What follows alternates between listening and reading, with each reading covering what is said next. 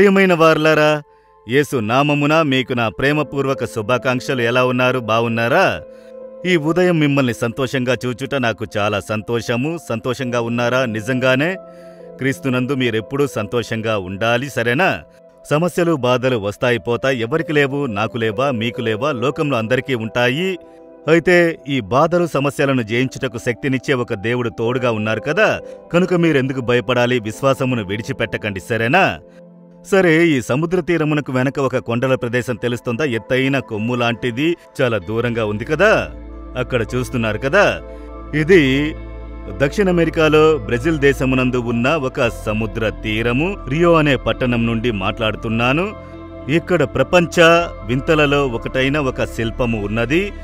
ఆ కొండ శిఖరమున చాలా ఎత్తైన ప్రదేశములో యేసుక్రీస్తు వారి యొక్క శిల్పమును చేసి ఉంచారు. అది ప్రపంచ ప్రసిద్ధిగాంచినది, ప్రపంచ వింతలలో ఒకటిగా చూడబడుచున్నది. మేము వెళ్లి చూశాము. ఎంతో బ్రహ్మాండమైనది. నేను ఆశ్చర్యము చెందాను. దాని యొక్క పీఠము 30 అడుగులు, దానికి పైన 95 అడుగుల ఎత్తు, కనుక దాదాపు 120 అడుగుల ఎత్తులో అది ఉన్నది. ఈ పట్టణంలో ఎత్తైన శిఖరం మీద దాన్ని అమర్చినారు. అది ఎప్పుడు ఉంచారో తెలుసా? 100 సంవత్సరాలకు ముందు ఈ శిలను తయారు చేసి దాన్ని కట్టి ముగించి 95 సంవత్సరాలకు పైబడినది. ఆశ్చర్యంగా ఉన్నది కదా. చాలా బ్రహ్మాండమైనది. నేను ఆశ్చర్యము చెందాను ఈ కొండ శిఖరం మీద. అంతేకాక అది ఒకే క్వారీ నుండి తీసుకుని వచ్చిన రాళ్లు, వాటితో చేశారు. 65,000 రాళ్లను తీసుకుని వచ్చి చేశారు. ఎక్కడో ఒక క్వారీ నుండి ఆ కాలంలో ట్రైన్లో తీసుకుని వచ్చారట. ప్రతిదాన్ని 100 సంవత్సరములకు ముందు ఈ విధంగా ప్రణాళిక వేసి కట్టడం ప్రారంభించారు. ఆ విధంగా దీన్ని చేశారంటే అదే ఆశ్చర్యమైన విషయంగా ఉన్నది. అది అలాగే కరములు చాపి ఉన్న యేసు శిల్పమును వేసి ఉంచారు.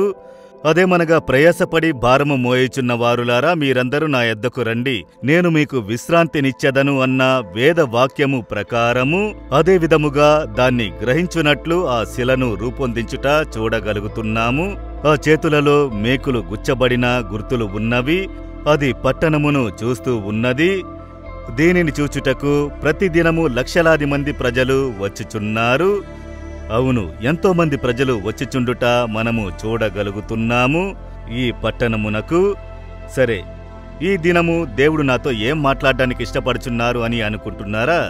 మీ విశ్వాసమును మీరు ప్రకటన చేయుట అవసరము.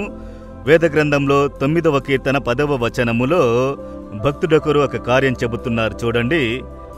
యెహోవా, నిన్ను ఆశ్రయించు వారిని నీవు విడిచిపెట్టువాడవు కాదు, నిన్ను ఆశ్రయించు వారిని చెయ్యి విడిచిపెట్టువాడవు కాదు. నేను మిమ్ములను వెతుకుతున్నాను, మీరు నన్ను చెయ్యి విడిచిపెట్టరు. ఒక విశ్వాస ప్రకటన చేయుట ప్రార్థనలో ముఖ్యమైన కారణము. ఎప్పుడు కూడా దేవా అది సర్లేదు, ఇది సర్లేదు, అది ఇవ్వండి, ఇది ఇవ్వండి అని అడుగుట కాదు. దేవా, మిమ్మును వెతుకు వారిని మీరు విడిచిపెట్టరు. నేను మిమ్మల్ని వెతుకుచున్నాను, నన్ను విడిచిపెట్టరు. ఆ విశ్వాస ప్రకటన చేసి ప్రార్థన చెయ్యండి, అద్భుతం జరుగును. దీన్ని చెప్పినది దావీదు అనే ఒక భక్తుడు. ఆయనొచ్చి చాలా బాధల మధ్య, కన్నీటి మధ్య దాటిపోయినవారు, ఉపద్రవము మధ్య దాటిపోయినవారు. అయితే ప్రతి కార్యంలో ప్రభువుని వెతికి ఆయన్ని పట్టుకున్నారు. కనుక దేవుడు ఆయన్ని చేయి విడిచిపెట్టక నడిపించారు.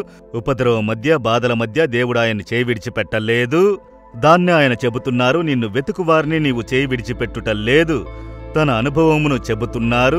నేను కూడా చెబుతాను, ప్రభువు నన్ను ఏ రోజు కూడా చేయి విడిచిపెట్టినది లేదు, సిగ్గుపడనివ్వలేదు. బాధలు కలిగినప్పుడు సమస్యలు వచ్చాయి, ఉపద్రవాలు వచ్చాయి. దేవుడు నన్ను చేయి విడిచిపెట్టింది లేదు. ఇన్ని సంవత్సరములుగా నేను యేసుని వెంబడించుచున్నాను, చేయి విడిచిపెట్టింది లేదు. కనుక మనుషులు చేయి విడిచిపెట్టెదరు, దేవుడు చేయి విడిచిపెట్టరు. కనుక మీరు చెప్పాలి, దేవా, మీరు చేయి విడిచిపెట్టరు, దేవుడు నన్ను చేయి విడిచిపెట్టాడు అని ఏ రోజు కూడా చెప్పకండి. అది తప్పైన ప్రకటన, అది తప్పైన దేవుణ్ణి నిందించే కార్యము. దేవుడు చేయి విడిచిపెట్టెదరా? దేవుడు ఏ రోజు చేయి విడిచిపెట్టరు. మన కొరకు ప్రాణమునే పెట్టిన దేవుడాయన మిమ్మల్ని చేయి విడిచిపెట్టెదరా? మిమ్మల్ని చేయి విడిచిపెట్టినట్లుగా తెలుస్తుందే కాని నిజంగా ఆయన చేయి విడిచిపెట్టరు. కనుక ఈ దినము చేయి విడిచిపెట్టిన పరిస్థితిలో మీరు ఉండవచ్చు. అలాంటి గ్రహింపు మీలో కలుగును.